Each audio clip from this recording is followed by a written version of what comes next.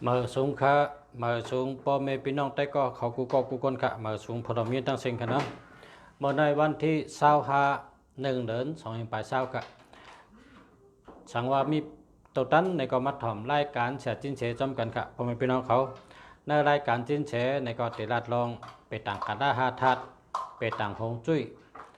ลองเฮ็ดเทินเฮ็ดเยลองอยู่ลองเศร้าลองตาสีเฮินตาสีล้านลองใส่โคนุ่งโคไว้ใส่สีจังหือและกูลองกูไปค่ะเลอเสไลทอมไปต่างกันได้5 ทัดหงจุ้ยเสียก็แต่ไรถอมลองแห้งทัดตัวนับทัดแห้งตัวนับลองปุ่นตาเจอตื้อในหมายจากลาดก็หลีอันนั้นก็เจอตีเลยก็เลยพอหูตีป่องมันตัวนับก็มันมีตีป่องมันนะมันหนังตัวหนึ่งป่องว่าตะวันตัวสองป่องว่าเลินจักกะ1551ป่องว่าเฮ็ดสังก็อ่องกูเมียว24ตั้งหักหลีเงินหลี36เมตตาหลีรักแหลมสดชื่นจืนสาลีนะ78เป็นก้นอาจำใหญ่เป็นปีเปิ้นจักกะจะในแห่งตัวนับพอถ่อมรายการจินเฉนะรายการจินเฉในพอเป็นกำไตก็ว่าเป็นรายการฉลานะฉลาก็มีฉลาเขฉลาไตนะฉลาไทยฉลายนฉลามันฉลาเจ้าคือเผยเจ้าคือมันมีอยู่กูเจ้าคือค่ะลองหยุ่มย้ำเจ้าคือเผยเจ้าคือมันกอดด้วยกันละเรียบเห็นด้วยตื่นมีฉลาคือเผยคือมันเจ้าคือเผยเจ้าคือมันเป็นลองหยุ่มย้ำกึกก้นเข้ามาจะเมื่อมื่นขึ้นก่อนก้นสืบก้นไม่สืบไม่เฮ็ดไหนสืบตามได้มาก็กับจิ้นแฉเขาในเขาอีกเอาในแกมเมืองเขจำเป็นเมืองขึ้นอย่ามาสูงก็เปิดก้นน้ำอันแต้มอันไม้ก็อ่ำห้องอ่ำหายเสมกายังมีการต่อยอดอันดีทัดสังอันละลีแถมก็แถมอันละลีทอนก็ถอนให้ไหนมันก็แคมหรือเปิ้นของเฮาในเมืองใต้เฮามันมีมหาปลูกแต่งมันมีชงตันเป่าเนกมันมี8 อาคามันมีโดยลายมือโดยไพ่จะเมืองลงมันก็มีอยู่กูไม่มีก็กะเฮาคาอ่ำไปเลยมีรองการสืบอันเป็นห้องว่าพัฒนาอันใดแลหลุดไรเจ้าเนื้อกับปานมาเร็วเฮาคาหลุดแถมแทงเสือแทงอันปอมากับปานมาเร็วเฮาขึ้นกับขึ้นปานเมียวเหลือเจอเหลือแลพอเฮาวนตัวเจนจาตัวมันแมนกับมันขึ้นกับเอาในก็ถูกลีขึ้นไว้เจ้าในก็ถูกลีมีอัมบานาการจังเจอเหลือเมียวเหลือพอเฮาคามีการทัดฉางมนเมพอไหนมันได้แคมต้นหรือเก่าได้ขึ้นกับขึ้นปานกว่าเมื่อนังชูเจ้าหันนะเมื่อนังชูเจ้าหันเมื่อกูปอกเปิ้นเจ้าแคบเทปนะเปิ้นเจ้าแคบเทปพอตั้งใจในเปิ้นห้องว่าจากหลัดเนาะจากหังก็จากที่เสียงนะครับเนาะจากที่เสียงเมื่ออันเรดิโอปอมาก็ทำเรดิโอพอเรดิโอยาวก็มาจากที่เสียงพอจากที่เสียงยาวก็มาวิดีโอในแล้วเอาแคปใส่ให้ก็ผุยโดยหันห่างมันยินเสียงมันให้ในปอมาอันนั้นน่ะมันลูกตีแคปจากที่เสียงให้เป็นมาค่ะลูกตีจากที่เสียงได้ยินเสียงให้เอาเป็นมาหันห่างจอมในเปิดห้องว่าทัดสังมนเมเฮ็ดจอมหังกึดกับขึ้นปานค่ะเนาะก็กะแคปจากก็เมื่อเหลียวในเปิ้นอ่ำค่อยเจอนะกวนเจอยอมกับแคปจากซ้ำก็ดูแคปจีตีน่ะแคปจีตีมนเอาใส่ในออกเจ็ดเอาปอดเจ็ดแล้วก็ตัวปลายินเสียงเหหันปลาหางเหเปิ้นห้องว่าวิดีโอแคปวิดีโอตึกใจกันจังไหนนะแคปจังไหนก็มันมีมา2 ปานแล้วค่ะปานที่1จะเป็นแคปสีจริงค่ะนะแคปสีจริงเมื่อเดี๋ยวในแคปสีจริงนี่มันหายแล้วค่ะจะมาเป็นแคปมนนะครับเนาะเนี่ยเพิ่นห้องว่าการสังก็จะพอมีลองทัดสัง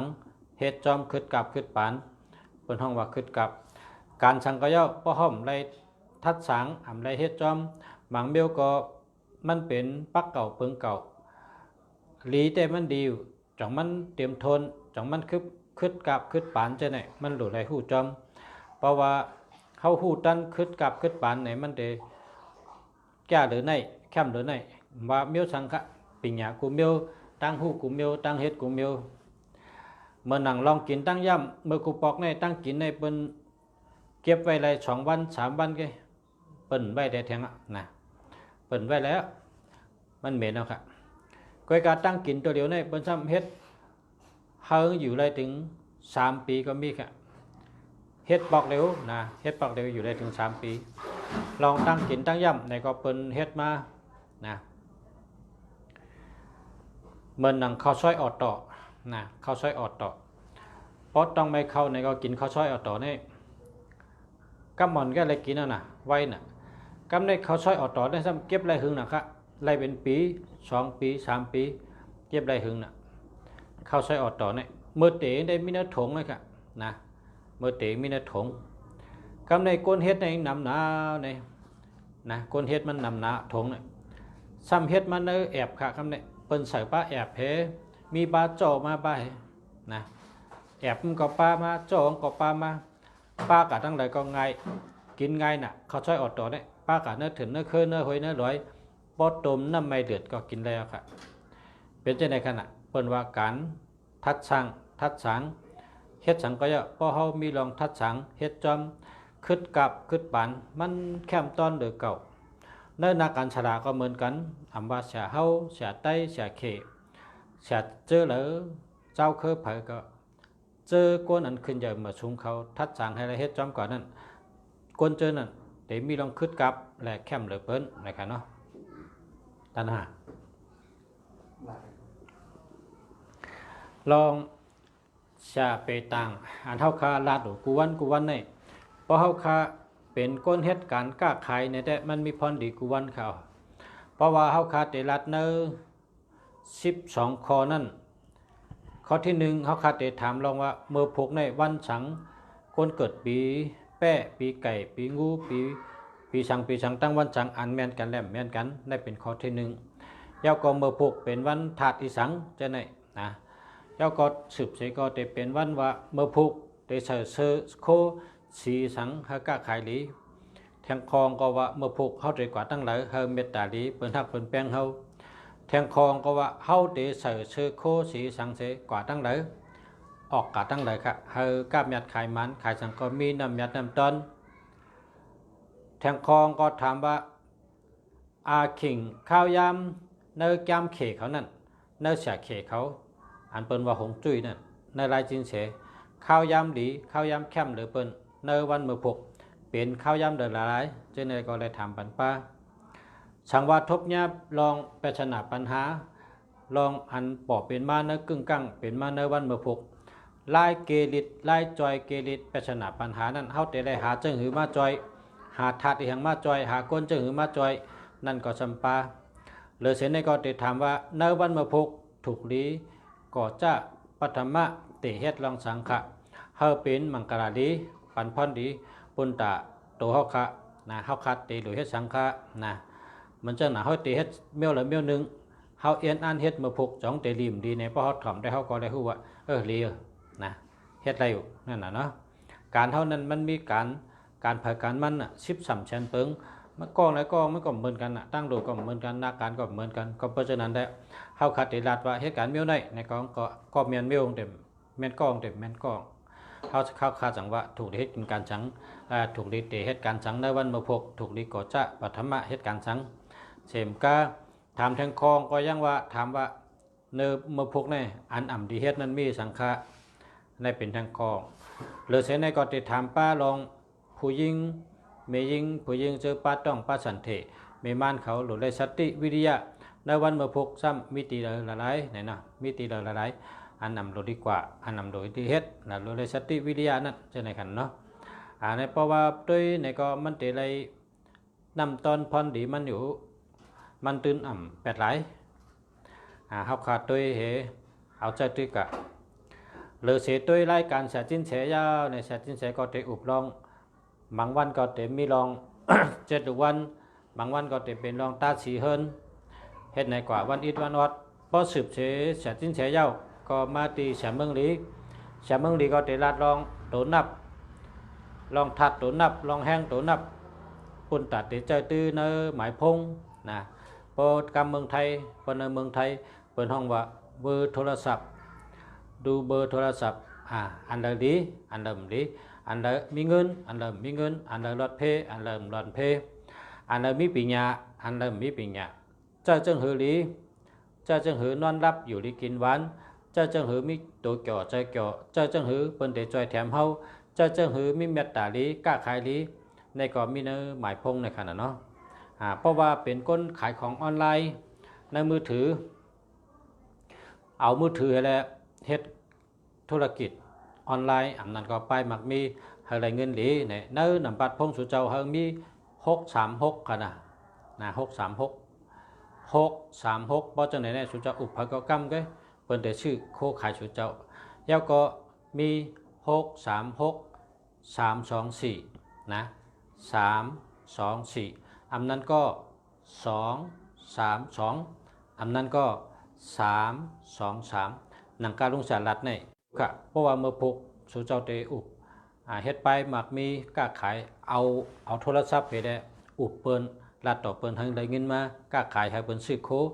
อันนั้นเตเฮ็ดไปมักมีขายของเปิ้นห้องขายของออนไลน์ขายอยู่ในพงเลยนะเอาพงเฮาเฮ็ดกันมักมีโลกแล้วอุบเปิ้นโลกับซื้อเปิ้นให้เปิ้นซื้อไว้ให้เปิ้นเข้าใจให้เปิ้นป่องใจให้เปิ้นจะจับโคขายเฮาให้เปิ้นป้าใจจังได๋นะพออันใครพึกเฮ็ดในก็ซื้อหมายพงจังได๋เฉยก็พึกเฮ็ดด้วยก็เปิดตั้งขายในมันมีน้ำหนักกาปานเมื่อเร็วนี่ตั้งขายเนี่ยนะเปิ้นเป็นรังเฮาก็บ่กับเจ้าตีร้านเปิ้นจำตั้งเฮาก็บ่กับเจ้าเฮาอยู่ในเฮือนเฮานี่แกเฮามีหยังขายนี่ก็ออกมายืนในเปิ้นนี่ค่าได้ขายมีในมีในพอเจอเป็นจังได๋พอตาเป็นจังได๋พอกินเป็นจังได๋น่ะนั้นก็เย็บโคขึ้นมาขายเย็บโคได้ขายโคคนใจโคคนยิงอันนั้นก็คำเอาเฮ็ดมีในนี่นำกัดเท่านั้นเฮ็ดออกมามันตึงได้ขายกุมิวค่ะนะได้ขายกุมิวอันพี่น้องใต้เฮาตึกหลวยเฮ็ดทางในมีทางค่ะมันขายลีกำเดียวค่ะในบ่เฮ็ดออกมาเนี่ยนะเมื่อเดี๋ยวพี่น้องตีลำปางหลงเนี่ยพี่น้องตีเมืองลำปางหลงเนี่ยเขาก็เอาดินเดียวเนี่ยเฮ็ดทางกระเด่งมูเซอร์เฮ็ดทางไตพอเป็นคนไตก็นุ่งโคคนใจเหนุ่งโคคนยิงเหก้องปาถงเหก้องปาแล้วให้เป็นไตนะเกี่ยมสีโคไตในขายดีนะครับเพราะเพิ่นก่อนลำปางเนี่ยใครว่าชื่อกูก็มาว่าบ่ชื่อหนาจุ่มเฮากะไว้แพงชื่อบ้ากูก็ค่ะนะเฮากะของเพิ่นขายกันนั่นขนาดกาค่ะนะเพิ่นเอาดินเดียวเฮ็ดแค่นั้นเข้มย่อมสีให้ค่ะซ้ำแทงมิวอันหันเฮาเฮ็ดให้อะไรขายกันเดียวนะได้ย้อนนักขังเสียชิ้นเฉเพราะใครย้อนเอาไก่แฉงนี่ตรงไหนฮะในปอไตเฮาหมูเฮ็ดนี่ขายได้กำเดียวค่ะนี่นะเฮ็ดทางไก่ก็ได้เฮ็ดทางแคมไก่เงินไก่ค่ำนะเฮ็ดทางคนไตเฮาเฮ็ดทางคนยิงคนใจนุ่งโคเหใส่สีเหเจ้าในแคมกะกำในอันเฮ็ดโตได้นะพอเฮ็ดโตได้โลอยู่โลเฮ็ดอย่าไปเฮ็ดเขาแหลมกะเพราะตั้งหงจุ้ยว่าในพวกเขาแหลมในมันเป็นมังกรากะเพราะปีนอนเฮ็ดโตขายนั่นเขาให้เหมือนจึงเขากวางเขาหนุ่มขนาดนะอย่าไปเฮ็ดเขาแหลมเพราะมีเขาแหลมเขามันในเฮือนในมันตื่นดีกะคนในเฮือนเป็นยอกาค่ะมีเขาแหลมในไว้ในเฮือนในมันดีเขาโตเขานั่นอย่าไปเฮ็ดแหลมนะเฮ็ดให้เหมือนจึงเขากวางหนุ่มกันนี่ปลายให้เหมือนจึงเขากวางหนุ่มอันนั้นเก็บไว้ในเฮือนเป็นโหโตเต็มได้เคือกคนเฮือนเต็มได้เตอเคือกปยอกะค่ะพอเฮ็ดโตขายในเขาอย่าไปเฮือนแหลมกะเนาะพอมีเขาแหลมเนี่ยเอาเขาเฮือนมันตื่นดีค่ะไงนะใช่ไหมครับผมมีพี่น้องเขาก็ในสืบพินบอกเสียทิ้นเฉยเขามาในรายการครับ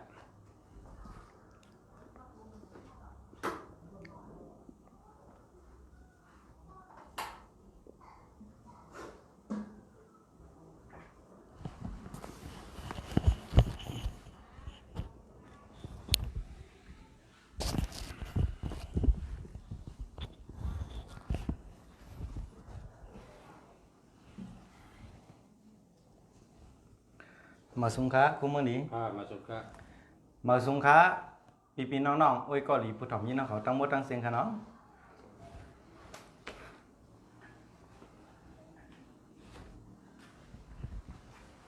10รายการเอาค่ะมาสุขะพ่อแม่พี่น้องกูก็กูคนค่ะเนาะ ผู้ข้อแนะนำพ่อแม่พี่น้องอ้วยดีผู้ถอพี่น้องเขากูก็กูคนครับในเป็นรายการจินแฉเมื่อในวันที่25 1 เดือน 2แห่งปลายเช้าครับออกรายการกูวันข่าวยาม7 โมงถึง 9 โมงครับทำตอบปัญหากูลองเกเรแท้แจงแรงนะครับผู้ข้ออนอบคาเดถามมี1ประเด็นนะครับข้อที่1ถามว่าในวันเมื่อพุกเป็นวันตุสัตอีสังละลายครับอันนำตุกอำแม่นกันนั่นครับ ในวันเมื่อภูครับเป็นต่างสลาสินแสเปิ้นห้องว่าเป็นวันนักกะนะครับพี่น้องเขากอบนั้นนักกะอ่ำถูกอ่ำแม่นกันตั้งหมาครับพี่น้องเขานะฮะพอเกิดปีหมาเลือนหมาวันเหิมนั้นก็ย่ำหมาเนี่ยดูไรไว้สติตอนตัดในวันเมื่อภูนั้นเต้ๆนะครับพี่น้องเขาครับ ข้อ10ชนได้กระทำข้อที่2ในวันเมื่อพุกเป็นวันถัดอีสังกัด ในวันเมื่อภูนั้นในปีต่างกะลาหาทัดสลาสินแสเปิ้นห้องว่าเป็นวันทัดลิ้นเหยอะนะครับว่าพี่น้องเขาเนาะเอาค่ะ เอาครับกำเนิด10ข้อถามข้อที่3ครับถามว่าในวันเมื่อพุกถูกดีใส่ซื้อโคสีอีสังกัดพอคนเจอแห้งทัดใจตกอำนั้นก็ไปอยู่ดีอยู่ย่อมด้วยนั่นครับ เอาค่ะถูกดีใส่เสื้อโค้ทสีเหลืองสีสมักจอกแล้วก็สีกาแฟจำนั้นครับพี่น้องเขา เอาครับ10ข้อถามข้อที่4ครับถามว่า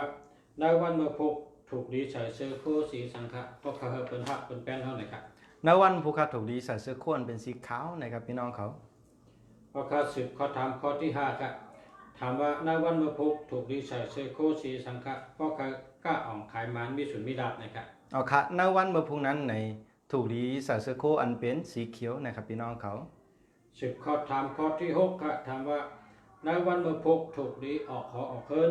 กว่าจู้ไปตั้งไหนครับพวกเขาเปิ้นหักเปิ้นแป้นเท่าไหร่ครับ เจียงจ้านวันออกครับพี่น้องเขา 10ข้อถามข้อที่7ครับถามว่าในวันเมื่อพุกถูกดีออกขอออกเคินกว่าตั้งไหนครับเพราะเขากล้าแมดขายมันขายสังคมมีน้ำแมดน้ำต้นนะครับ ตั้งห้องนะครับพี่น้องเขา 10ข้อถามข้อที่8ครับถามว่าในวันเมื่อพุกอาขิงข้าวยามเดอดีข้าวยามเดอแคมต้นเจเปิลเนอยามกันแสตินเสเขานั่นครับ มีอยู่3ข้าวย่ำครับพี่น้องเขาข้าวย่ำทนหนึ่งจะเป็น7 โมงเมื่อเจ้าต่อถึง9 โมงเมื่อเจ้าค่ะเนาะแล้วก็ข้าวย่ำทน2จะเป็น3 โมงปลายลาต่อถึง7 โมงปลายลาครับแล้วก็ข้าวย่ำทน3จะเป็น11 โมงกลางคืนต่อถึง1 โมงกลางคืนค่ะในตอนตา3ข้าวย่ำในลีทนแคมทนตอนตาในวันมุพุกนั่นนะครับพี่น้องเขา 10ข้อถามข้อที่9ครับถามว่าในวันเมื่อพุกถูกดีก่อเจ้าปัทมะติเฮ็ดลองสังกะเพื่อเป็นมังกรดีได้ปันพรดีบนดาตัวคานะครับ ตาสีกับการตาสีตั้งเสียงเนาะตาสีเฮิรนก็ดีนะฮะแล้วก็การแม่ปิ่นแม่ว่นแม่ตั้งเสียงเหมือนนางนะแม่หอแม่เฮิรนแม่รถแม่กา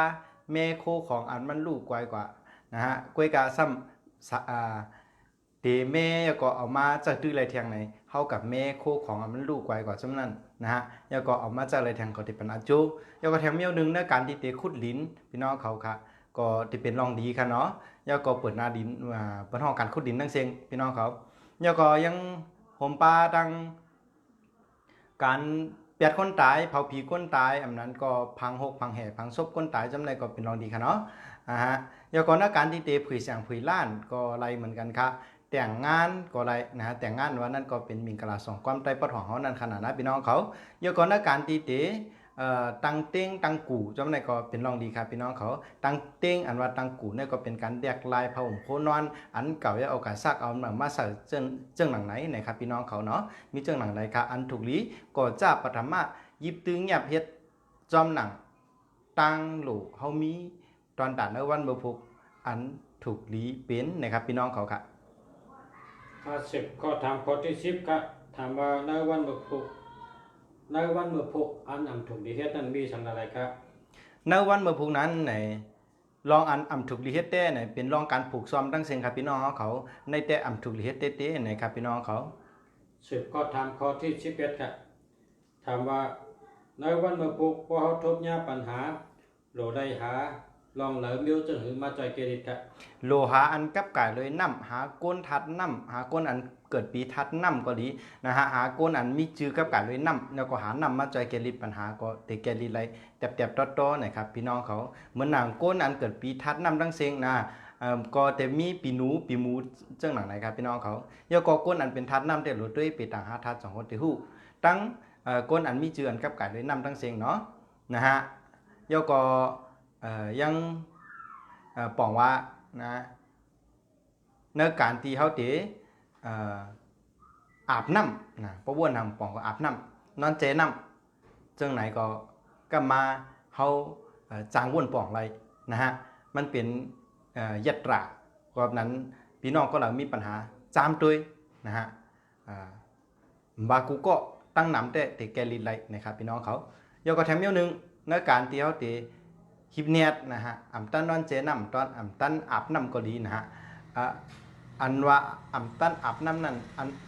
อาบน้ำในแต่อ่ำเจอค่ะก็กับป้อนทบปัญหาในเนียดอาบน้ำไม่กำนั้นขนาดนั้นก็กับมันจางเฮ็ดไรเจ้านั้นมันหิบมันเนียดหนาเสียตาก็เขาหานะสอหาด้วยคนกับเนี่ยมือสีสอมสีผ้าสีลำก็ดีใส่เสื้อโค้ทสีสอมสีผ้าสีลำจำไหนเขาก็จางหาเอามาจอยอุบจอยลาดจอยแกลีปัญหานั่นก็เตะแกลีได้เต็บโตเข้มแบบดีงานในมีเจ้าหนังไหนครับพี่น้องเขาจามด้วยนะครับน้องมันเป็นยัตระพี่น้องเขาครับ คำได้10ข้อถามข้อที่12ครับทำบุญต่านางยิงผู้ยิงปื้อเจอป้าต้องป้าสันเตไม่มั่นเขาตัวได้สติวิริยะในวันบุพกมีตีดาอะไรครับเป็นห้องนอนครับพี่น้องเขาห้องอันนั้นเขาอ่ำยำอยู่อ่ำยำนอนอย่าไปกว่าอยู่กับนอนนะครับข้อทนหนึ่งเนาะแล้วก็ข้อทนสองเป็นกู่นอนเต็งนอนอันเขาอ่ำยำนั่งเล่นนอนหรือมันนั่นก็อย่าไปกว่าอยู่นะครับพี่น้องเขาเพราะเวลาสองลองในก็ตอนตาวันเมื่อพูกได้ตาเมมันเขาตาภูนางยิงอันป้าต้องอย่างเขาในก็รอดเพี้ยวครับพี่น้องเขาครับสืบเสนอก็ยันฉาจิ้นเสียวใจดัดบันดองไปต่างจิ้นเสียครับโอเคเมื่อไหร่เขาสละสินแสก็เลยเอาลงอันเป็นกับก่ายเลยลองอันว่าของขวัญตีกาคันอย่างเลอเซเปิลจึงปอแม่เตปันลูกล้างไหลนะครับพี่น้องเขาเนาะก็นั้นนะเขามาถ่อมจอมกันคันเนาะกับก่ายเลยอันเป็นลองในมันได้เป็นเรื่องหือในเขามาถ่อมยินจอมกันครับพี่น้องเขาของขวัญตีกาคันอย่างเลอเซเปิลจึงปอแม่เตปันลูกไหลในเป็นการหาวันยามเกิดปันเขาครับพี่น้องเขานะก็เป็นการเลิกวันตีลูกอ่อนเตแถมแห้งทาดเขาก่อนนะตูเป็นปอกทนหนึ่งอันออกตีต้องของแม่พี่น้องเขาครับสวัสดีครับ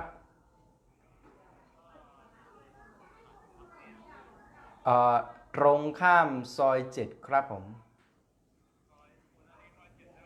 ตรงข้ามฮะใช่เข้ามาเลยมีป้ายสีน้ำเงินอยู่หน้าห้องครับห้องสีเขียวๆนะฮะโอเค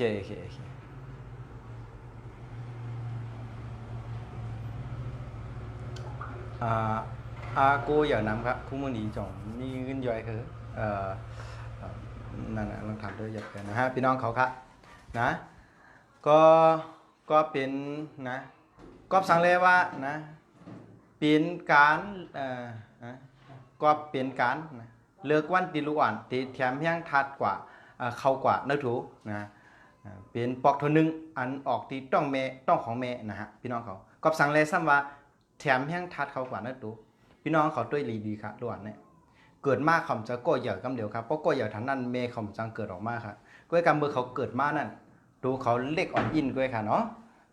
เขายังตันหันเนาะเมื่อหลานเขาเกิดเขาหมอกเล่ตัวกับตัวเต่งก็ออกมาหมอกหนูปุ๊กไงพี่น้องเขาอะย่อก็กำมาก็เพราะมันส้มเสียงในเปิ้นเอาสามารถเขาได้เอามือตัวแต่ป้อกลุ่มกวนแป๊บในอินกำในขึ้นมาในป้อไฮขึ้นมาในมือมันซบนั่นพี่น้องเขามือออกต้องเมย์ออกมาในไปไรออกซิเจนสังเตอร์ค่ะนะ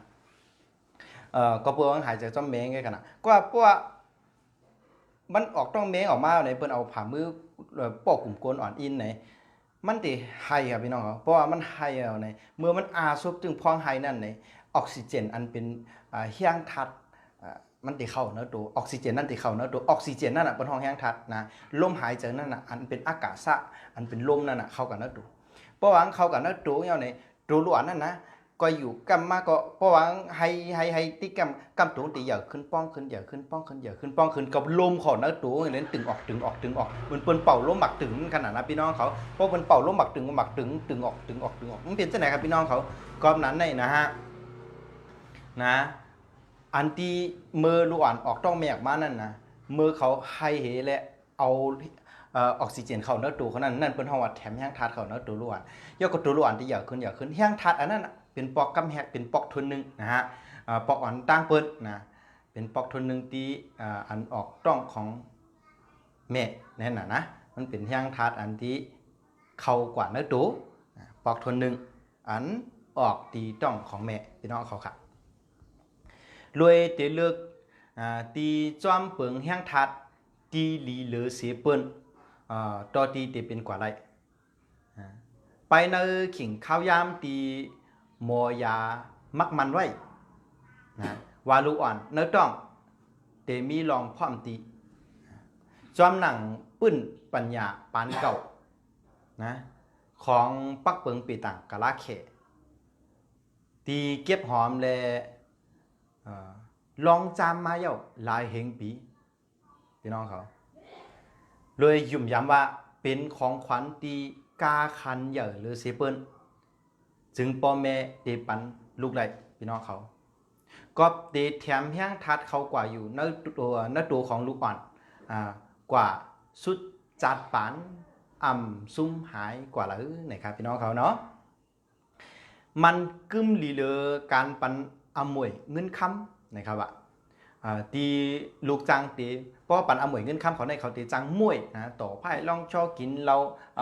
เมาสาวเนี่ยก็จังเป็นกันอะไรมันก็เมาว่าลองสังกอรีนะห้องขอดยอดมันว่า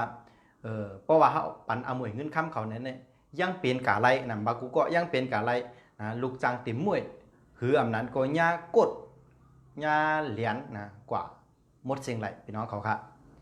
และเป็นลองตีจางเตปิ่นเจอปอกขึ้นกว่าแหลกลายไหลเทียงเย้านะครับอันนั้นบอกว่าเพราะว่าเขาด้วยวันยามเกิดในก็เขาเตมักมันไหลกำเดียวว่าใครเกิดเจิ้งหือยาก็เพราะว่าเขามักมันในก็ถึงว่าเกิดมาเย้าในเพราะว่าเขาผู้ลองแห้งท้าเอาในเขาเตปอกขึ้นกับปิ่นว่าเอาลูกอ่อนในเกิดมาในเป็นกับไรเทียงนะเปิ้นมีลองสืบตามล่ามาใครๆกันสืบมาเมาเจอตุ้งในนะครับว่าอันมันเกิดได้ในตีอันมันเกิดนั่นนะลอยซ่อนกัน7 ทับนะครับพี่น้องเขาอันในแต่เขาสารสินเสก็อะไร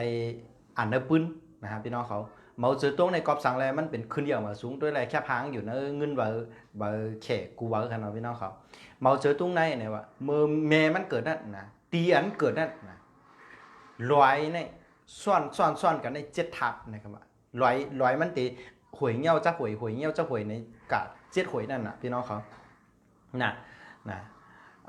ยาก็ขิงข้าวยามอันตีเกิดนั่นในก็ซ้ำนะกาปันกูปอกเนี่ยมันตีเกิดจอมลมหนังแห้งทัดถีบออกกุ้ยกะในปีต่างเขนั่นก็เปิดมันหู้ไรวันยามเกิดเพราะเกิดยามหรืออะไรตีอะไรเป็นคนมีพุ่งกำปรมีอย่างเจ้าไหนเลยเขาซ้ำมียาอันหนึ่งว่ะพี่น้องเขายานั้นในพวกกินเอาในแต่ไข้เกิดกำเดียวไหนครับว่ะยาก็มันมียาแทงเพราะก้นไข้เกิดแล้วไรข้าวยามเตอกินเอามันเตรวมถิ่มเต็มเพราะแห้งก็เตนานเกิดนะครับพี่น้องเขาเขในกาปันนั้นมีจังไหนนะครับว่ายาก็ไรปันกินยาตัวนั้นเฮออย่าไปเกิดเด้ออย่าไปเกิดเด้อต่อถึงเพราะไรข้าวยามดีในปัญญาต้มกินอันที่ยาที่มันพอกินเอาที่มีแห้งถังเกิดออกมาคำเดียวในครับว่าเนาะเราจะต้องไล่ผ่านขั้นตอนตัวนั้นนะครับว่าพี่น้องเขานะฮะแล้วก็ตีมือตีเกิดก็เลือกให้เอาเกิดที่นั่นนะครับอันนี้เป็นลองสลาอันสายในสลาอันจุ้มในนะเป็นรัดสืบมาพี่น้องเขาครับอันนี้เขาก็จำพูดอะไรว่าเป็นลองเตะลองเรียนนะฮะเพื่อกับพอมาเนตัวในปิดในแก้มก็เป็นลองเตะนะครับเนาะพี่น้องเขาพอมาตัวในแก้มหาถัดเอาจูของเราจะตรงมาด้วยนะครับเนาะพี่น้องเขาก็ไม่ได้ซ้ำนะการหาวันยามเกิดในเหมือนตั้งการสร้างแห้งฟงเปิงเตียงนะเหมือนตั้งการสร้างแห้งฟงเนื้อปอกกำแหกนั่นนะเนื้อปอกทนหนึ่งหัวโหลกนั่นนะเตหลูไล่สร้างแห้งพงนั่นหึงเปลี่ยนหลับรองนะครับพี่น้องเขา นะตาเฮอเลยแห้งตีนำเลือเปิ้นนะนำเลือเสเปิ้นนะจึงเตเฮ็ดเฮอเจอขามหึงอ่ำไว้ไว้นะครับพี่น้องเขาปอกำเฮียปอกทนหนึ่งนั่นนะสร้างแห้งพงอ่ำลีอ่ำเต็มตีนะก็เตทบยาลองตั้งปัญหากว่าสิในกันเนาะเหมือนจังว่าแห้งพงมันกำเสียงเจียวเสียงเนี่ยนะไว้มาก็ก่อยไว้นี่นะครับพี่น้องเขาการหาวันยามเกิดนั้นในอ่ำไรเปลี่ยนการสารคัดจะด่ากวนจึงหือกอบโดไลเลือกวันยามตีลูกอ่อนเต็มเกาเหลือนขึ้นเหนือพี่น้องเขาค่ะพร้อมตีตีออกมาเยาเขาอ่ำไรกว่าสารคัดสภาวะเลยหาวันยามตีดีเย่าผ่าลูกอ่อนออกอ่อนตั้งพี่น้องเขาค่ะนะกาปันแต่เลี้ยวในมันผ่าลูกไรนะจอมหนังเขาป้อวังเกาเหลือนขึ้นตั้งเดิมไหนหมอยาเป็นเดียวว่าวันที่ไหนต่อถึงวันที่ไหนจะใครเกิดขิงแล้วใครเกิดย่ำเลยไหนเขาปั่นเงินดีรอดก็เขาไหลยามวันที่เขาลูกนะเป็นเปรียบปั่นมาเขาตั้งเป็นหลายวันพี่น้องเขาค่ะเนาะนะฮะเลยสินแสนะที่ถามว่าหมอยามักมันขิงตีลูกอ่อนพร้อมนะจึงจอมป่งหมันเย้าในเตอยู่ในขิง14วันต่อจอมเตลูกด้วยเกี่ยวก้นใน14วันเนี่ยนะตอกกูย่ามออกมาในขิง14วันในเตมีอยู่1 ปาก 68 เกี่ยวพี่น้องเขาค่ะก่อนนั้นใน1 ปาก 68 เกี่ยวในว่าเขาก็ติมาตุ้ยเอาเป็นเกี่ยวนะว่าลุ่มสุดจัดปานแล้วนะตีจ้าเกิดกว่าถึงเท่าโจเลยลีเลยเซเปิลในเขาเตียวโจนั่นนะเขาเตียววันนั้นยามนั้นมักมันปันนะว่ากับผ่าออกวันในยามไหนจะไหนคะเนาะนะฮะจึงมังคิงจางเตียมีวันยามตีลีอันเตรียมทนกำเหลียวหือมังคิงก็มีวันยามตีลีนะหลายยามเฮอเลือกไรพี่น้องเขาครับเมื่อเลือกจันทันของวันยามตีลีออกมาไรกำพองหนึ่งในก็นะเดเลือกเกี่ยวตีเมียนจอมลองเคยไลของโปเมพี่น้องเขาค่ะเมื่อนังเคยตีเฮอลุกขึ้นอย่างมาสูงมากมีคือมีจันทันอำนาจชื่อเสียงลือหลังกว่าไกลถึงจันสูงสุดของจัดปันไลในก็เนื้อเขายามตีมังก็จางคาไลกาเฮอลุกเป็นก้นดีมีลองคัดเสอใกล้ซื้อโยผู้กุ่งหมุนมีธรรมะเนื้อเจอไหนเลมังเฮิรนนะจางตีคาไลลุกตีมีเกี่ยวมาทอกตงวงคากุนมุนลากกำแถมปอเมจอยเฮอนาเฮิรนหมอฮักเปียงกันเป็นน้ำหนึ่งใจเลียวกันและมีกกูตีหลีหรือมังก็นะจางตีมักมันมากกำเดียวว่าคาไลลุกเป็นใจแจ็ดยิ่งหมันเตจ้ากว่าพี่น้องเขาค่ะการหาย่ามเกิดนะจึงอ่ำเจอตีจังเฮ็ดไรเนื้อขิงข้าวยามอันป๊อดพี่น้องเขาค่ะเหมือนตั้งตีกว่าหาสลัดด้วยตีผุยปกติตั้นเจอตั้งเสียงว่าวันทงไซจึงลาดว่าวันไหนลูกอ่อนที่เกิดนะที่เป็นเจิ้งหือในอ่ำเจอนั้นค่ะกวยหลูมาย้อนวันยามอ่อนตั้งเป็นลื้นพี่น้องเขาเนาะรวยเอาข้อมูลที่เต็มทนมาจอมเป็นวันเกิดของปอแม่และลูกๆที่เกิดอ่อนตั้งในนะที่เจลูเจ้าจัดปานโฮมกันเนอวันตั้งหน้าพี่น้องเขาค่ะพร้อมลาดขิงข้าวยามตีเตขอบขิงมักมันเกิดโฮมตั้งเมียวตีปอแม่เคยไลเฮมีตีลูกก็ได้นะจึงลอกไล่ปักเบิงในการหาโดยตั้งนำเย้าในจางกินข้าวยามหมอก1 ถึง 2 ปัดขึ้นเหนือพี่น้องเขาค่ะพอตีตึงจับต้องอย่างนะก็ย้อนเฮอไลลูกตีเปลี่ยนลูกถอดเมียดวางไงถอดความเสียกรรมค่ะพี่น้องเขาค่ะเนาะเอาละมาถึงกันในเย้าในนะฮะก็อ่อนตั้งว่าแต่มีหลอดมันความมาผักตอนพี่น้องเขาในพอด้วยอันพี่น้องเขาอันด้วยไว้ต่อเหลียวนะฮะตั้งกดไลค์กดแชร์เนี่ยก็หลอดมันความนั้นย้อนยังลือไว้ก่อนพี่น้องเขาค่ะเนาะความนั้นค่ะ ลูลิกไตถ่อมความไตลาดภาษาไตซื่อโคไตจอยเหลือไตกำแถมไตปันแห้งไตไตคึดกาปันไว้พี่น้องเขาไตเฮาหมอฮักกันไตอ่อนกันคืนอย่างมาสูงพี่น้องเขาค่ะเมียนตาเฮอกดไล่เมียนเจอเฮอกดเชนะครับพี่น้องเขาขาเฮาสินแสปัทวีปัทมะวิชัยสังป้าเจอถามลองห้องจุ้ยเปต่างกาลาฮาทัดกับสืบสินแสไรตีหมายพง065669363พี่น้องเขาค่ะ065669363พี่น้องเขาค่ะเนาะถอบด้วยทางกรรมค่ะ065669363พี่น้องเขาเมื่อในนะฮะเมื่อพุกในข่าวยาม7 โมงกลางคืนนะพี่น้องๆเขามาถ่อมด้วยเฮ็ดก่อกันเที่ยงอะไรตีในรายการสินแสห้องง่ายๆว่าปกไตตื่นพี่น้องเขาค่ะป้ออ่ำตื่นตัวเหลียวเย้าเมื่อไหร่ป้ออ่ำเจอสูเย้าเป็นเผอป้ออ่ำเจอตีในเย้าตีเหลอนะฮะสูเป็นก็เหลียวกันนั่นตีเตเฮ็ดลองออกมันปันโตเจ้าเก่าไร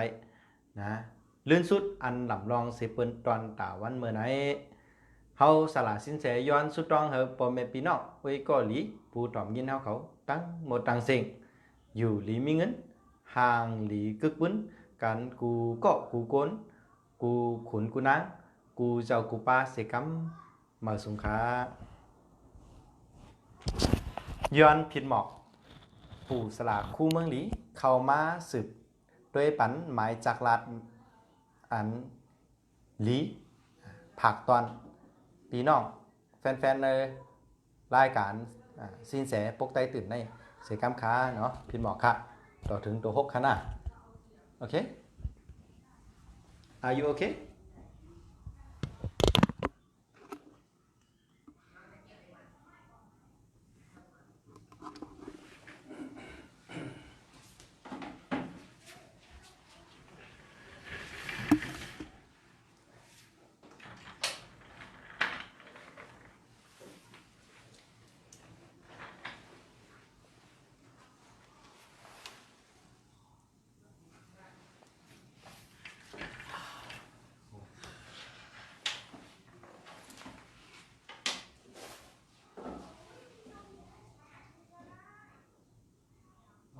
ตอนนี้ปรับสีแดงนะ นะ ปรับสีแดงตรงนี้ มิ ดูมาวัดอะไรนี่ เพราะว่าแหน่สุดเดียวขาเขาแฮะเอาไว้เลยนะใครได้ตัวบอกมาใครได้ตัวว่า24เอาไปเลย2 ไม่25เขามีอ่ะ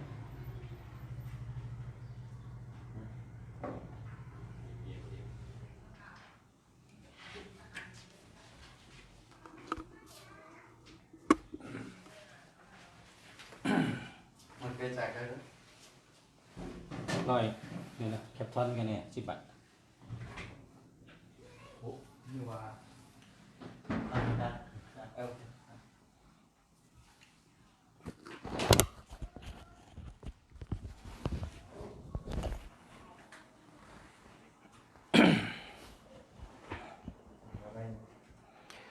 มาสงคราปอมพี่น้องเขาค่ะมาถ่อมแห้งถัดตูนับลองถัดแห้งตูนับจำกันค่ะ ตูนับพระหูติป่องมันเย้าในเอากาเจ้าตื้อตีไรก็ไรค่ะปอมพี่น้องเขาเตเฮ็ดเครื่องใจโคตื้อเตเฮ็ดเพลินกินข้าวนะเพลินกินข้าว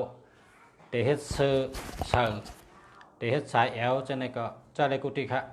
เพราะว่าตัวนับอันมีเมตตาดีเนี่ยอันเมื่อไกลนั่นค่ะตัวนับอันลัดเมื่อไกลว่าตัวนับเมตตาดีมี3 2 4เมตตาดีแก่ค่ะ3 2 4นะ3 2 4 3 2 2 2 3 2 3 2 3อันนั้นก็6 3 6 เป็นตัวนับเมตตาดีเมื่อว่าเมื่อซึ่งก็รัดมา2 2 2 3 2 4เมื่อในมาถึง2 5ค่ะ เฮอพ่อแม่พี่น้องเขาเลยฮู้ไว้ว่าเจังหือเจ้ามีพันดีเจังหือเจ้ามีเงินมีคำเจ้าจังหือมีปีญาเจ้าจังหือแลอยู่ดีกินหวานเจ้าจังหือแลรัดเพเพราะว่าผู้ถ่อมพี่น้องเขาเลยฮู้ตีป่องมันเจ้าตื้อตีเลยก็เลยค่ะเฮาแต่เอาเจ้าตีเลยนะตีเข่งพาราเฮาก็เลยตีร้านค้าขายเฮาก็เลยตีอันเก็บเงินเฮาก็เลยนะมันจังเฮามีลิ้นจักนั่นเฮาแต้มไว้ตัวอันเงินดีมัน3 2 4 6 2 4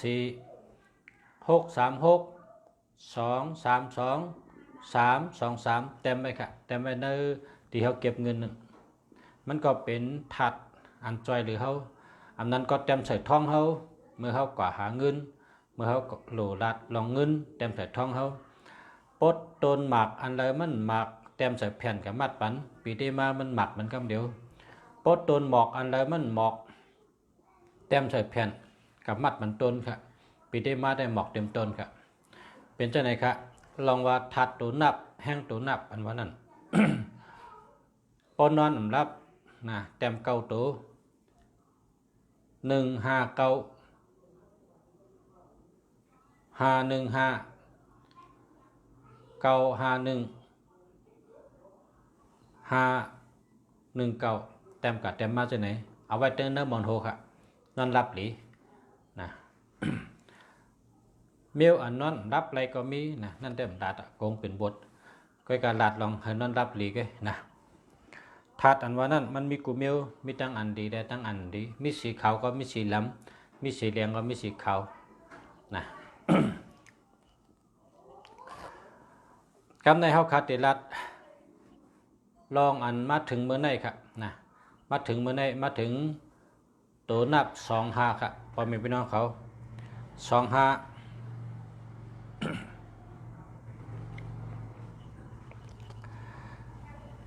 ตัวนับ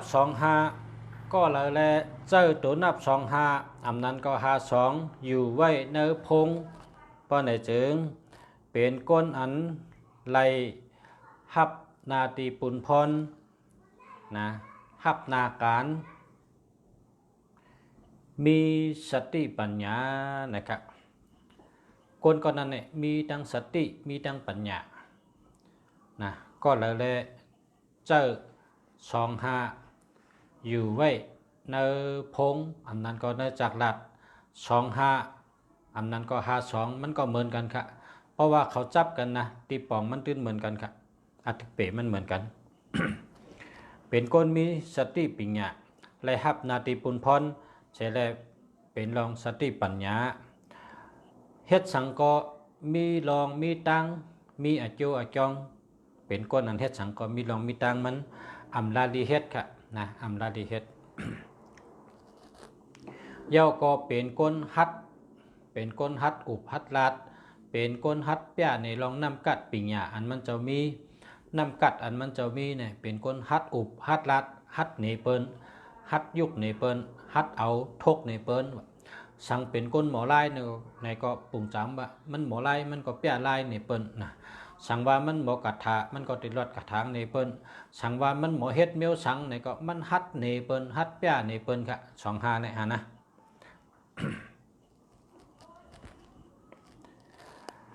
แล้วก็เขามีลองพังห้างอ่อนๆไว้นะมีปีหญ้าก็จะออกมาตั้งนอกเนี่ยพออยู่อ่ำไกลอ่ำจำช่องด้วยเนี่ยอ่อนๆไว้ค่ะคนก็เนี่ยนะเป็นก้นมีปีหญ้าก็จะเป็นก้นอ่อนๆหลีหักไว้ค่ะ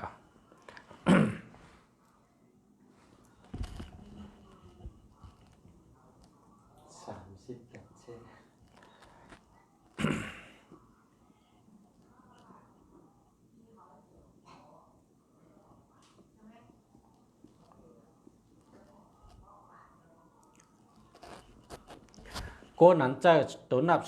2552ในเป็นก้นอันเรียกว่าลักแหลมไว้ค่ะลักแหลมไว้ตั้งเนื้อเอาตั้งโจตั้งเปียวมาอยู่จำเจ้าเก่าไว้ตัดเสเพราะกว่าที่เลยในก็เนื้อใจเขาในลักยุ่มไว้ค่ะเนื้อใจเขาลักยุ่มลักโจลักมนลักซื้อไว้อยู่เขาไว้ใจทุกข้าขาดตัวเขาเนี่ย ตั้งทุกข้าเขาเก็บใส่ไว้ในท้องเขาตั้งทุกข้าเขาเก็บใส่ไว้ในอ้อเขาเพราะเขาหันลองอันที่เขาเก็บเขาก็ตื้นเอาใจใส่เขาด้วยเขาลัดจ้อมเขาเวเฮเช่นนั้นนะเขาเก็บใส่ไว้ในหูเขาค่ะนะเขาเก็บใส่ไว้ในหูเขาลองอันดีดังเสียงนั้นมันเหมือนจึงปุ้งปุ๋ยยุกยักนะมันได้เก็บอันดีใส่ไงอันที่มันดีเนี่ยมันเก็บใส่นะเพราะเป็นมิตรทงลูกนี่กะเพราะมิตรทงลูกมันเก็บใส่หมักไม่อันดีมันก็อันกินอะไรมันก็หมักไม่มันจะว่าการมีการใส่เนื้อถงมดหมักไม่ก็ใส่โคก็ใส่ให้มันเพชรค่ะนะก็โหมันในมันเลือกอันดีให้ใส่ไว้ค่ะนะ2552ก็เลยว่าเป็นก้นอันมอเก็บเอาปลายมอนปิญญาลีตั้งหู้ลีตั้งรักแหลมอันดีใส่ไว้ในตู้ในคิงมันค่ะเลยว่าลีค่ะ25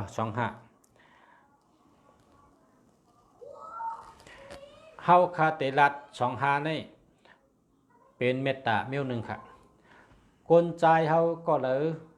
ก็ใจก็เลยเขาเฮาผู้ยิงตั้งหลายหักนะเขาเฮาผู้ยิงกูก็หักเฮาจอยหรือเฮาจอยแถมเฮานะเฮาเจอตัวนี้ค่ะพอเฮาเจอ25ไอเหกำนะเข้มนะพอเฮาเจอ25นี่ผู้ยิงเขาลุมลาเฮาโหตอดตินค่ะนะลุมลาเฮาโหตอดตินมงตินก็สักปันชอกตินก็สักปันโกนโคก็สักปันดิดปันล่างปันหวานเข้าหวานพักตักน้ำมาปันกินรูหลอมลุมลาด้วยถึงเฮากูขิงกูย้ำนะพอผลมาก็ป้าจองให้ได้กูผลย้ำชัวพอแหลดไม่ก็ป้าหมกให้ได้ป้ากุ๊บให้ได้กูแหลดไม่ชัวนะเขาเตะหนองตาเฮากูย้ำกูขิงค่ะปองว่าตัวนับ25เนี่ยสังว่าก็ใจผู้ใจเตะก็เลยใจพวกนี้นะเพราะว่าผู้ใจเตะใจผู้ยิงหักค่ะนะ ผู้ยิงหักผู้ยิงดูผู้ยิงจอยแถมค่ะอันไหนค่ะเนาะกลใจแต่กูก็ยุ่มไปค่ะเนี่ยมาพกได้กับชื่อกำเดียวค่ะเนาะกลใจนะ พวกเขามียิงหักเขามียิงหักเขามียิงจอยแถมนะเขามียิงลุมลาเขามันนังคุณอ่ะนะมันนังคุณอ่ะลุมลาเขากูมิวอ้าวปุ่นตากลใจแต่เลยว่าแคมเตกะ เป็นตัวนับ5225คนยิงหักคนยิงจอยแถมคนยิงจอยกำแถมจอยหรือปันกูมิว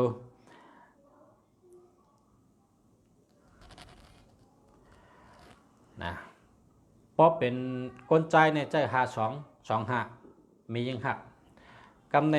เตลาเทคองกะกำมียิงตีว่าเพราะเป็นมียิงรู้เจ้าสังในนะเมื่อว่าได้ลาดก้อยหนักคอในแก้ม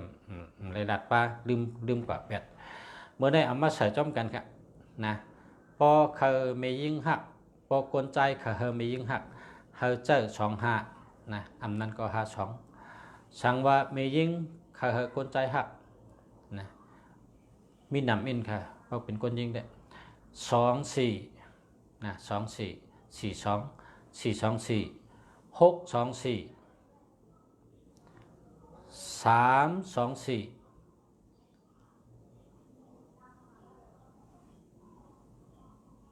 429มีกันนั่นค่ะปุ่นด่านนั่งยิงได้มีนำเนี่ย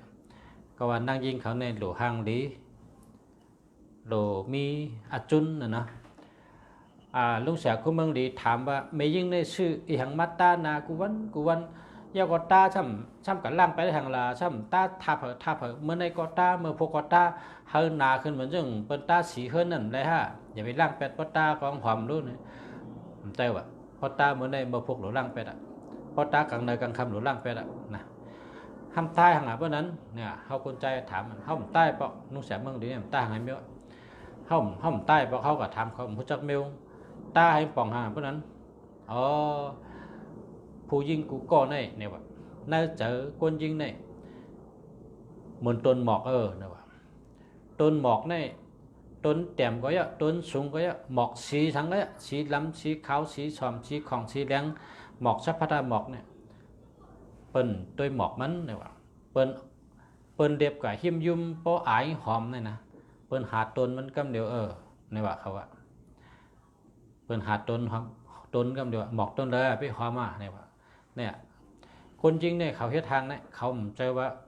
ใค ข้าได้โผให้เฮ็ดก็มเจอใครเฮาเปิ้นฮักใครเฮ็ดก็มเจอก็เปิเป็นกิริยานั่งยิงป้อกว่าจำเพิ่นนี่มีอายหอมไว้ในว่าให้มันมีอายหอมไว้เฮ็ดได้ให้ก้นอันไรมาจำเขาเนี่ยยินอายหอมเขาก้วยป้อหันเขาเนี่ยก็เฮิงแคมเดียบไว้นะที่เขาเฮ็ดทางเฮ็ดผังเลยนะป้อยินอายหอมมาเปิ้นทำติล้อมต้วยตนน่ะหมอกเนี่ยหมอกเมื่อละหอมจ้าล่ะป้อเปิ้นหันตนอ้อหมอกในหังดีหมอกในสีในสีในนี่น่ะคำพองก็สีของคำพองก็สีขาวคำพองก็สีเหลืองนะมันจังหมอกเตตวาเนี่ยหมอกเตวาเนี่ยสีขาวหอมหมอกเขาแตกใช่ไหมสีขาวหอมนะนั่นน่ะหมอกก็เหมือนถึงนั่งยิงในว่าเขาหลัดนี่นะเมื่อในก็มัดตอนปันลองตัวนับเมตตาตั้งคนยิงเนี่ยคนใจ ตั้งผู้ยิงและผู้ใจเลยกว่าใจตื้อเฮาเป็นพรดีเลยมีเมตตาดีตั้งคนใจตั้งคนยิงค่ะเนาะเลยเพ่งเป้งกันเนาะค่ะสืบเช่นนี้เขาสกุลเมืองลีเตย้อนตุ้ยปันอันปอเมปีน้องได้ก็แลถามเขามาว่าจ่องมันดีค่ะยอดอาโกใหญ่ๆน้ำตุ้ยปันหมายพงค่ะอีกหนึ่งค่ะหมายจากลาดค่ะในจ่องมันดีค่ะจ่องเจ้าเลยค่ะตีอันย้อนเขามาเนี่ยนะชูเจ้าเต็มแต่ข้าเขาวนว่าชูเจ้าใครว่าจังนั้นเพราะว่ามันเลยเต็มยาวไว้นะข้าก็ป่องใจว่าจังนั้นนะอาโกใหญ่ๆน้ำค่ะตุ้ยปันอีกหนึ่งจ่องดีค่ะแล้วค่ะยาวค่ะพอข้าเขายาวก็ข้าได้ออกรายการเอาค่ะนะมาเดี๋ยวได้ข้าหันเจ้าเร็วแกเจ้าเนี่ยชื่อว่าอยากมีใครสักคนเจอท่านเดียวนะท่านเดียวกำไทยวัดท่านเนี่ยบอกว่าเจ้ามีเจ้าเดียวนะถามว่าฉันมีสี่ตัวละสี่ตัวเต็มหอกเลยป้อมเต็ม10 ตัวเต็มหอกค่ะชาลาห้องปันหอกค่ะชาลาว่าพอถามดัง10 ตัวเพราะกับชื่อก้าเนี่ยหมากมี4 ล้อเขาต้องเอามาหมดเพราะกับชื่อก้าเนี่ยนะหมากมี4 ลูกเนี่ยเพราะเป็นปัน2 ลูกเขาหอมมาเลยนะต้องได้ดีทั้ง4 ลูกถึงไอ้หอมมาเลยกาลำมีกองค่ะมี2 กองกันเลยใจกองแรง0989747089 นะครับมันดีครับมันมี70ครับเนาะทำเหมือนกันนะย่อก็ที่2ครับเมื่อกี้หันขึ้นมาก็ที่2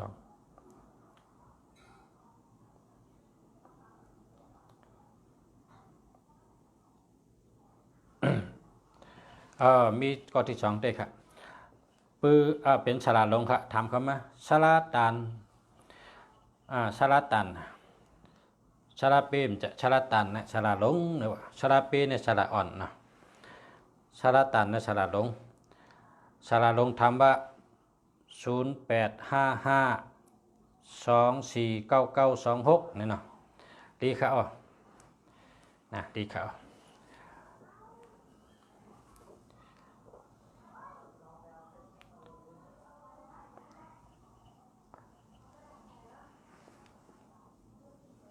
พอมีพี่น้องเขาจ่องเคยถามได้ค่ะ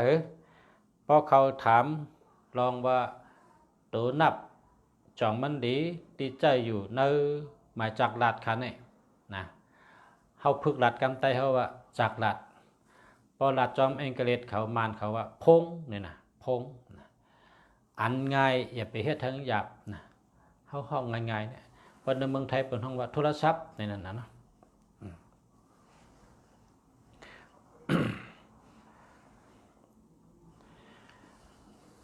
ตัวนับอันมีเงินมันเนี่ยตัวนับ154124234643788746645665ตัวนับเมตตาลีเพราะว่าอันดุงสารัดกับเมื่อไกลนั่นเป็นเมตตานะเมตตาแห้งอจุนดีมีอยู่324 3232624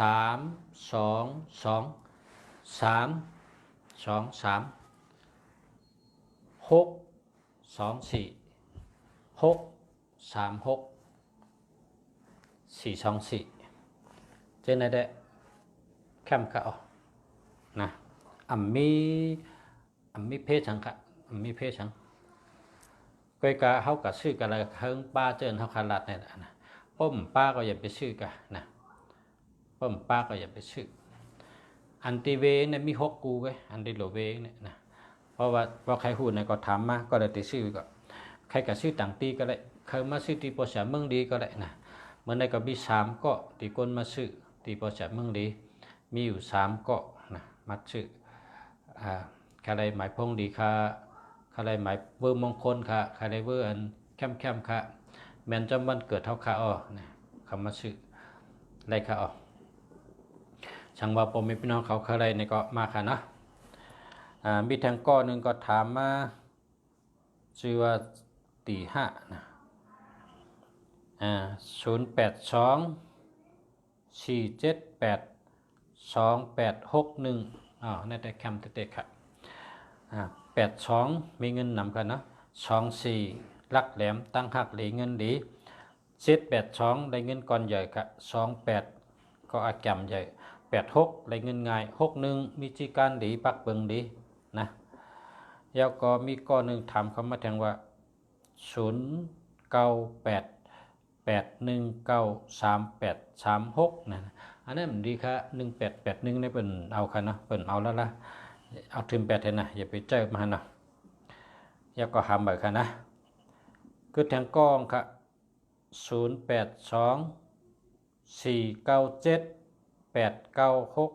0824978969ในแคมป์เขาแคมป์เต้ๆค่ะแคมป์เต้ๆค่ะพอมีพี่น้องเขาแล้วก็มีแทงก้อหนึ่ง0824014893อันนั้นมันดีค่ะมันมี401นะเป็นใจค่ะเนาะเพราะว่ากับชื่ออันใหม่ก็ให้ศูนย์มีตัวเร็วใกล้ๆนะเพราะศูนย์มีตัวเร็วได้รถเพศดีค่ะ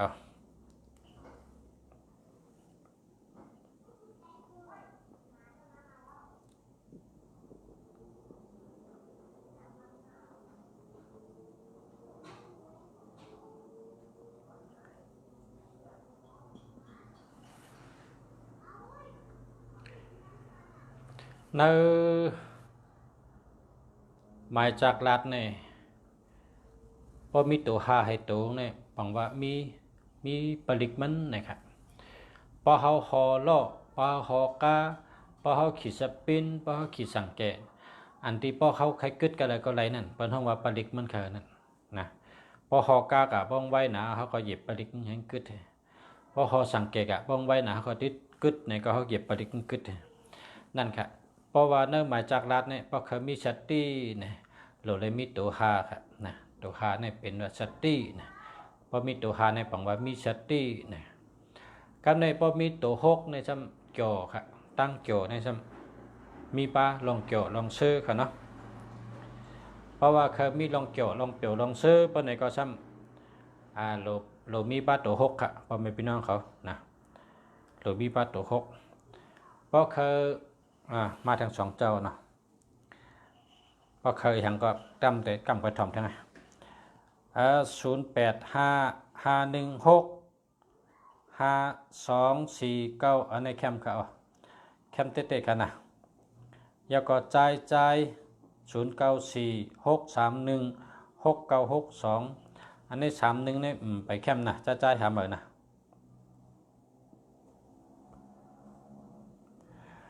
วันพุกปชราจองอยู่ค่าเนี่ยอยู่ค่าโทรมาอะไรกันนะวันพุกวันอาทิตย์นะวันอาทิตย์อยู่เพื่อนหนูครับ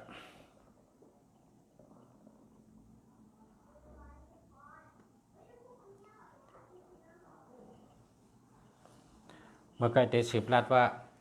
พอเขาเคยมีลองปิญญานะพอเขาเคยมีลองปิญญาเขาก็หลุดมีตัวปิญญาเนี่ยมีอยู่1551 154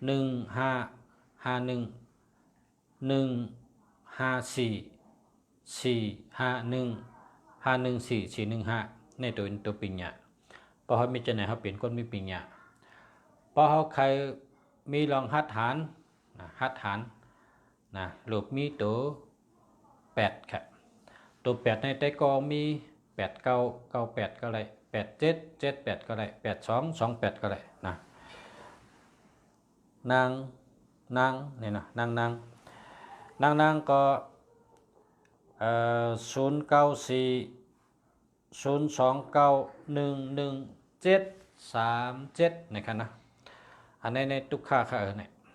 7337เนี่ยตัวก็ทุกขะใจก็ทุกขะมันมี11737นะแล้วก็มี02จำหำใบข้าหน้าหำใบค่ะแต่ได้เข้มเลยเก่านะหำใบแต่ได้เข้มเลยเก่า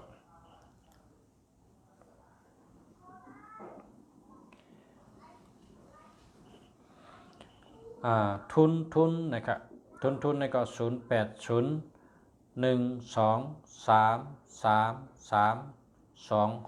นะครับปัดถามว่าจองลีในก็อ่ำไปลีค่ะอัน1221นั่นค่ะอ่ำดีนะ1221ในอ่ำดีค่ะห้ามเลยนะห้ามเลยค่ะอย่าไปใช้ไรเฮาโหลมีลองหัดหารนะตัดเรียกลายเพราะว่าเฮาในเฮาหลมีตั้งหัดหารพอเฮาลังเลในเฮาตินานป่นทุกขะพอเฮ็ดถังก็อ่ำอึดอ่ำอัดในนานป่นเฮาดูแลนกำเดียวดูตัดสินใจกำเดียวนะเพราะว่าอ่ำดีนี่ก็แปดกำเดียว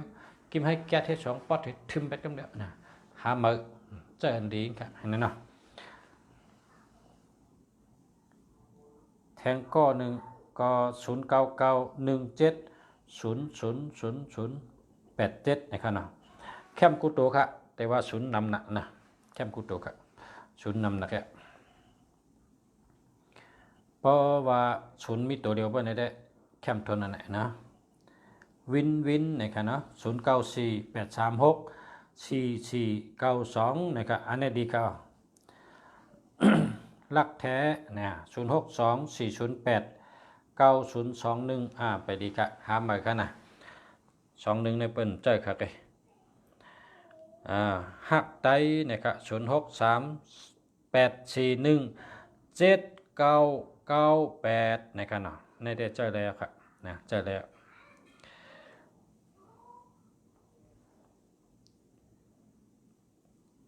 หอยพลาให้ชูนะเพราะว่าเอาพลาให้อำนั้นก็ลงปอคุณก็แหละครูบาศรีวิชัยก็แหละหอยค่อยชูก้นอันมี79อันนั้นก็97นี่นะมันป่องว่ามิวนั่นค่ะจอยเท่าไหร่นะตังไทยในประเทศว่าวัตถุมงคลอันนั้นเพราะไตเขาว่าโคสองลีเนี่ยโยนะไตในเดี๋ยวว่าโคสองลีเนี่ยเนาะเอาอย่างก็เจ้าเสียเขาเจ้าปอชินทำครูบาบุญจุมเขาอันเป็นเฮ็ดเป็นอันเป็นบนหอยคอนั่นนะบนห้องนั่นอันเป็นเฮ็ดแคมนั่นนะเป็นตองนั่นนะซึ่งนั่นนะพุทธเจ้าหอยคอไว้ก็ดีป้าใดก็ได้นะพระตาลาสังขะเกี่ยวป้าใดก็คอยป้านั่นเนี่ยว่ามี97เนี่ย97ก็หนังนั่นนะ79ก็หนังนั่นนะมันจ่อยเขาค่ะเมื่อนั้นบทนับ9779มีเนอหมายจากหลัดนะครับนะกับใน10กว่าทั้งกองทรายหักไตนะครับ0868375360ในแต่หาหมายครับอันนี้ได้เหมือนดินะคำโมเนี่ย06195273933มลีค่ะลูกเอ้ย73เนี่ยมลีละอย่าไปเจอนะหาหมายครับยาวก็ใจทุนไตใจหันไตนะครับใจหันไต092595909062นะครับเนาะ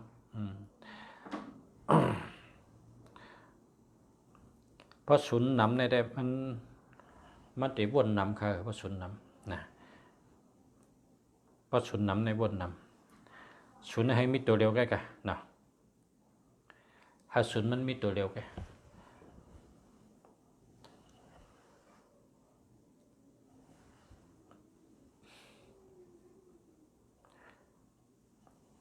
แค่ใจก็เจออะไรอยู่นะแค่ใจก็เจออะไรอยู่เพราะเป็นศูนย์เก้าให้ศูนย์5ให้นี่เพราะเป็นทางในนี่ไวพยานำวะนะเนื้อจูงศูนย์เก้าเนี่ยนะเพราะเป็นยอกกามาในกว่าเคนิกก็เป็นตัวที่ก็มีกว่าห้องยาเอ็กซเรย์ก็มีค่ะยอกกาเนี่ยให้ถือให้หายเนี่ยแต่เลยไวพยานำครับไวพยาให้นั่งสมาธิให้นำหมักให้จะไหนเพราะฉะนั้นขึ้นหายขึ้นค่ะศูนย์เก้าเนี่ยนะ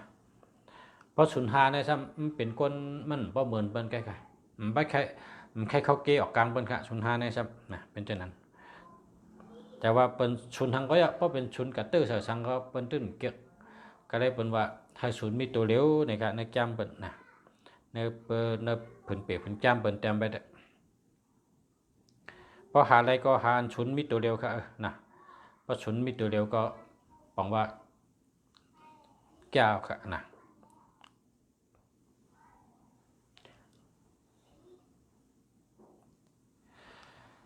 แคมเดียบครับบอมีพี่น้องเขา